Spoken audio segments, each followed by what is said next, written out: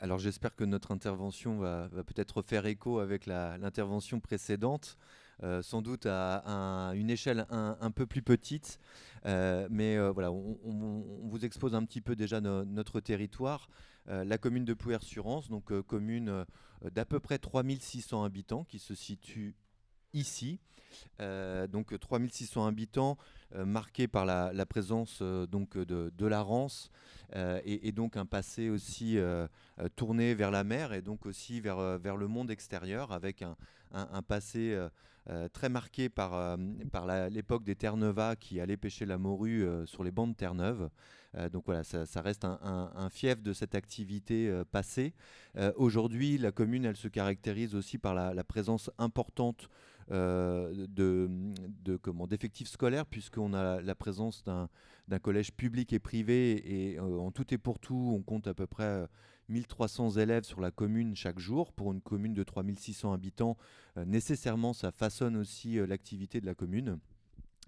Et vous dire également donc, que cette commune, elle s'inscrit dans un territoire plus large, celui de Dinan Agglomération. Euh, Agglomération très récente qui date de 2017, et qui fait là une forme de jonction entre la côte d'Émeraude et le bassin de Saint-Malo. La ville de Dinan, bien évidemment, au cœur du territoire de l'agglomération, et le bassin de la métropole rennaise plus au sud. Donc on est vraiment là dans un territoire aussi d'interface entre cet espace côtier et ce territoire plus urbain et plus rural pour la partie sud de Dinan Agglomération. Alors si on évoque ensuite notre médiathèque, alors peut-être vous dire également que ce territoire-là, il est directement aussi aujourd'hui impacté par un projet qui nous tient à cœur, en tout cas, c'est le projet de parc naturel régional Vallée de la Rance Côte d'Émeraude. Et aujourd'hui, c'est vrai que c'est un horizon qui doit nous permettre aussi d'être un accélérateur d'un certain nombre de transitions en tout genre. Et en tout cas, voilà, on est aujourd'hui dans une phase de concrétisation de ce long projet de parc naturel régional, et on espère vraiment que ces choses-là aboutiront rapidement. Si on fait le focus sur la médiathèque, qui est donc, j'ai envie de dire, un espace de transition, ou en tout cas un espace d'interface, interface à plusieurs échelles. En premier lieu, sa conception architecturale. C'est un bâtiment qui a été inauguré en juillet 2016, qui aujourd'hui propose un espace utile de 420 mètres carrés, et qui s'oriente, ou en tout cas qui a un parti pris architectural assez affirmé. C'est une structuration des espaces autour d'un mur de livres, ce qui donne un aspect très longitudinal au bâtiment. Et cet aspect très en longueur vient finalement être appuyé par un certain nombre d'alcôves. Toutes ces alcôves sont orientées en façade nord, et donnent à voir donc directement sur le cœur du centre-bourg, puisque de ces fenêtres que vous voyez, on a une vue directe sur le clocher à quelques encablures. Donc on a vraiment cette aspérité tournée donc, en direction du centre-bourg, et donc de son aspect beaucoup plus minéral, avec un caractère plus urbanisé, avec là la présence aussi voilà, de pierres, et en tout cas une minéralité qui marque en fait un point de centralité. Et puis la façade plus au sud, qui, elle, va s'orienter vraiment sur un espace beaucoup plus paysager, où à la fois on a une vue très dégagée en direction de la campagne environnante et du bocage. Et puis cet espace là aussi qui est une forme d'interface qui vient s'ajouter à la médiathèque. Donc vous l'avez compris, cette médiathèque, elle vient souligner la centralité, le centre-bourg, et vient marquer cet espace de tampon. Et puis on a cet espace de verger qui vient là être finalement une forme de quatrième lieu, et qui est finalement le prolongement de la médiathèque, avec un verger qu'on essaie de rendre le plus conservatoire possible avec la mise en valeur de variétés anciennes de pommes. Et c'est un espace où chaque année on vient y apporter une activité assez régulière, là aussi structurée autour du partage. Donc là, dans ce cas présent, c'était une exposition photo prise par un certain nombre de naturalistes. Mais chaque année, finalement, le thème change. On a eu à faire des expositions aussi sur le passé du centre-bourg.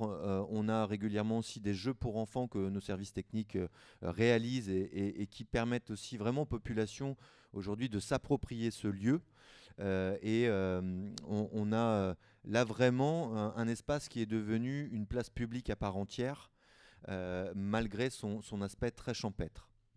Alors après, peut-être revenir sur cette médiathèque et peut-être cet espace finalement qu'on peut définir tiers-lieu ou troisième lieu, selon, disons, les philosophies. Très tôt dans le projet, il a été souhaité qu'un espace un peu pluriel soit vraiment adossé à l'espace bibliothèque-médiathèque. Aussi là pour être un espace de transition ou en tout cas une interface un peu différente qui est à la fois la possibilité pour les personnes de découvrir la médiathèque en venant notamment y faire un certain nombre d'activités de création, d'exposition, de partage. Je laisserai Marina aussi exposer un petit peu toutes les facettes de l'utilisation de cet espace-là. Mais c'est vraiment un lieu qui nous permet aussi sans doute de capter une partie des populations qui peut-être n'auraient pas poussé la porte de la bibliothèque, mais qui, de par l'activité qu'on va proposer à cet endroit-là, où on est dans un espace un peu plus chaud, où on peut discuter, lire également des périodiques, eh bien, c'est une manière aussi d'agréger et d'entraîner une partie des populations à avoir en tout cas le réflexe de pénétrer dans l'espace médiathèque et du coup l'usage du livre et des supports médias. C'est vraiment ce souhait qui a dominé, être dans un espace à la fois amovible, adaptable. Donc on a là aussi du mobilier qui nous permet aussi de déplacer en tout cas et de refaçonner les lieux en fonction de notre souhait et de l'activité proposée.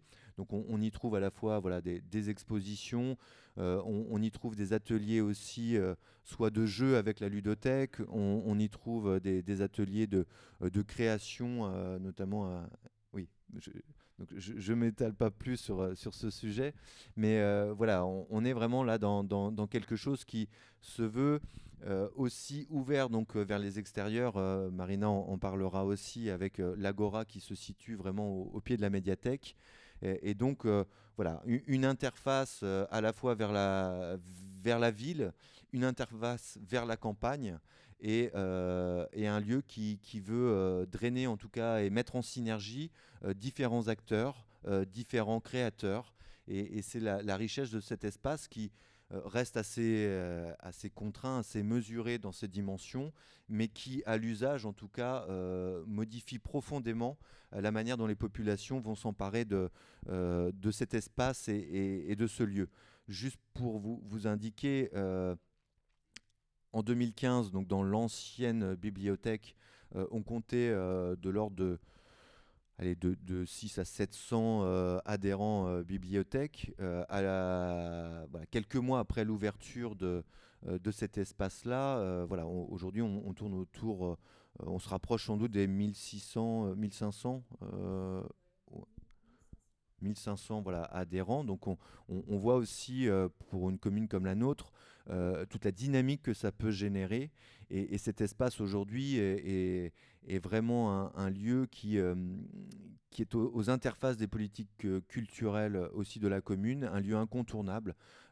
Beaucoup d'acteurs aussi du monde culturel de la commune finalement focalisent cet espace comme un lieu de convergence, que ce soit pour le carnaval, que ce soit aussi pour du débat. On a eu lors des dernières élections législatives un temps dédié voilà, par l'un des candidats sur cet espace d'Agora. Et donc, on touche là vraiment aussi à la cible initiale, rendre cet espace-là comme un lieu de convergence. Et en tout cas, c'est pour nous aujourd'hui une réussite. Et on est aussi heureux que à la fois le département, mais également la DRAC, voilà, nous cible comme un support de présentation et d'exposition à d'autres territoires en réflexion. Voilà, je passe la main donc à Marina pour la suite.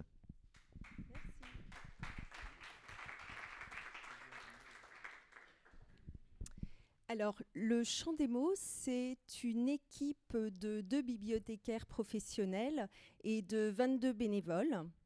Donc, ces bénévoles sont tous avant tout des usagers de la médiathèque. Et donc, étant bénévoles, ils participent activement à la vie du lieu.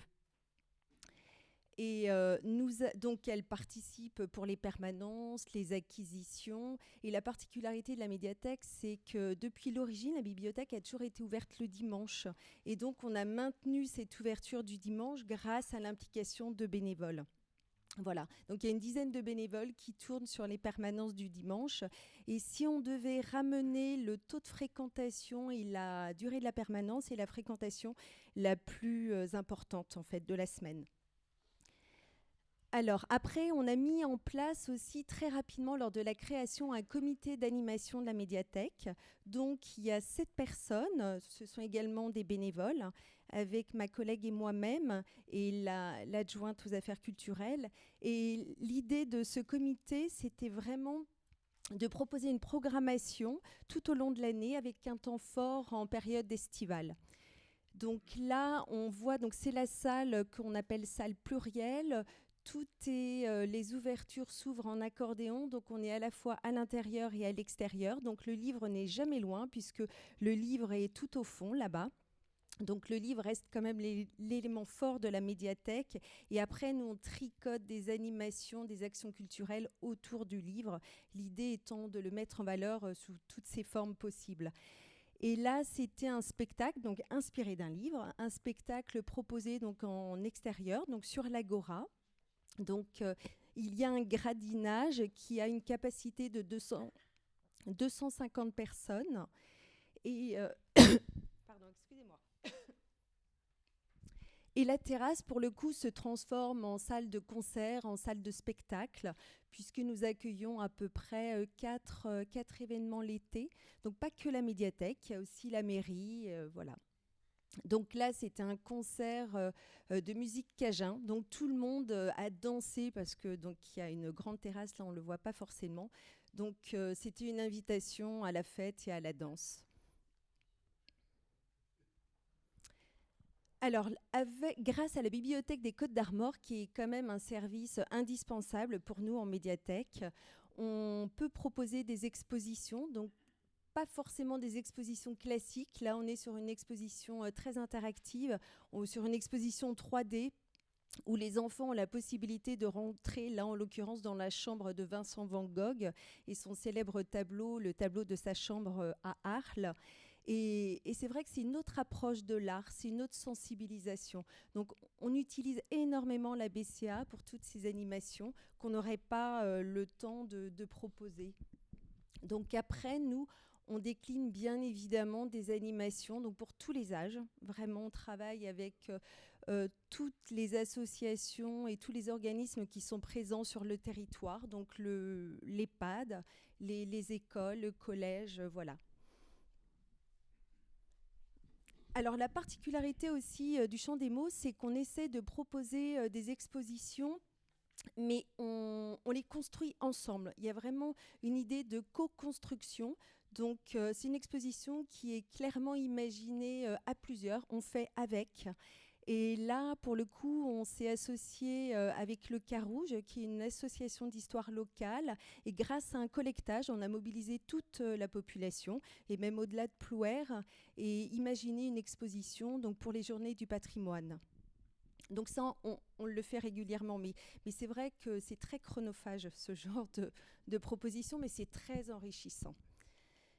Alors, les usages de la médiathèque sont multiples. Donc, à la médiathèque, on peut découvrir un artiste, découvrir un univers artistique, sachant que les expositions sont vraiment intégrées dans les collections de la médiathèque. Donc, les livres ne sont jamais très loin. Les usagers peuvent également lire, voter et participer à un prix littéraire. Donc là, c'est le prix Louis Guillou proposé par le département et la Bibliothèque des Côtes d'Armor. Donc une vingtaine de lecteurs participent à ce prix. Et donc nous avons un café littéraire et un club lecture. Donc ce sont des groupes de lecteurs qui se réunissent régulièrement. Et ils sont totalement autonomes. En fait, au début, moi, j'ai lancé, impulsé l'idée et maintenant, ils se gèrent tout seuls. Je vois que il nous reste combien de temps ? 5 minutes. Parfait. À la médiathèque, donc, les usagers peuvent aussi partager des graines. Donc, on a mis en place en 2016 une grainothèque. Donc, on la remet en place chaque début du printemps après les autonomes. Les usagers viennent, échangent, apportent des graines. Il y a vraiment un échange de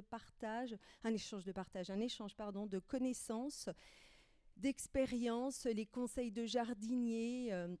Et on a même des usagers qui ne viennent que pour la grainothèque, qui ne viennent pas forcément emprunter des livres ou alors les consulter sur place, mais qui viennent échanger des graines. Alors l'usager a la possibilité de vivre un spectacle. Donc ça, c'est la salle plurielle. Donc d'un coup de baguette magique, elle se transforme en salle de concert, en salle de spectacle. Nous avions accueilli un festival pour les tout-petits, Festival Premiers Émois. Donc c'est la magie du spectacle. Alors on peut bien évidemment écouter des histoires, écouter des contes, en musique ou pas, puisque là c'était avec une intervenante musicienne, une dumiste. Donc on met des histoires en scène pour tous les âges. À la médiathèque, on peut jouer également. On peut se retrouver autour d'un jeu de plateau, d'un jeu de société, grâce à la ludothèque de Plouer-sur-Rance, qui existe déjà depuis plus de 25 ans. Donc, on propose régulièrement des soirées-jeux à nos usagers. On peut également créer, imaginer, fabriquer, grâce aux ateliers créatifs qui sont proposés tous les 2 mois, donc par ma collègue Fabienne, et des ateliers artistiques proposés par des artistes locaux. Le numérique n'est jamais très loin, bien évidemment. Donc là, c'était un atelier proposé par Electronica, une association de Rennes, où les enfants fabriquaient une musique. Alors, je voulais juste terminer par cette image parce que je vais reprendre une phrase de l'ex-directeur de la bibliothèque de Delphes qui dit que notre plus belle collection en bibliothèque, c'est l'usager. Et c'est vrai que dans les bibliothèques tiers-lieux, l'usager a toute sa place et a une place essentielle. Et juste peut-être pour finir en ouverture de perspective qui fait écho encore une fois à ce qui vient d'être dit avant nous, c'est la réflexion que nous sommes en train d'engager sur la création d'un autre type de tiers-lieu. On part du principe que là, on est sur un espace qui offre de multiples usages autour de la culture, autour du livre et de cet espace médiathèque. Mais il y a une certaine limite à certaines activités. On est quand même dans un lieu qui se veut aussi un peu feutré, hein. Il faut aussi toujours avoir le juste équilibre entre ces activités proposées et la nécessité pour le lecteur aussi d'avoir du calme autour de lui. Et donc on a aujourd'hui dans les tuyaux un autre lieu qui viserait à faire émerger un tiers-lieu, mais qui se veut là être plutôt un atelier dans lequel à la fois on est en mesure d'être vraiment dans du bricolage, de la co-construction, de la coopération, que ce soit pour de la recyclerie de meubles, de la réparation de vélos, mais aussi sur un objectif de partage, de savoir-faire, de connaissances. C'est là où on est aux franges du champ culturel. Savoir aussi partager sa connaissance est sans doute aussi un levier de structuration d'une activité culturelle ou en tout cas d'une affirmation d'une culture ancrée sur un territoire. Et donc, on a voilà, à travailler aujourd'hui un espace qui pourrait aussi bien permettre des ateliers culinaires que des ateliers de réparation, des expositions, peut-être des concerts, avec un espace qui aussi s'adosserait peut-être à un espace de salon, là aussi pour faciliter les échanges autour de la couture, l'échange aussi et l'accompagnement social qui pourrait trouver une place dans ce lieu avec non pas là, des permanences qu'on structure souvent autour d'un bureau avec un ordinateur qui sépare les interlocuteurs, là plutôt l'idée d'être sur un espace un peu plus cocooning où on peut aussi peut-être tisser des relations et des échanges un petit peu différents, peut-être moins administratifs, en tout cas de re-questionner la manière dont on peut tisser du lien et peut-être aussi dénouer des problématiques d'ordre social. Donc voilà, une perspective, une ouverture à un lieu peut-être complémentaire à cet espace médiathèque. Voilà, en vous remerciant.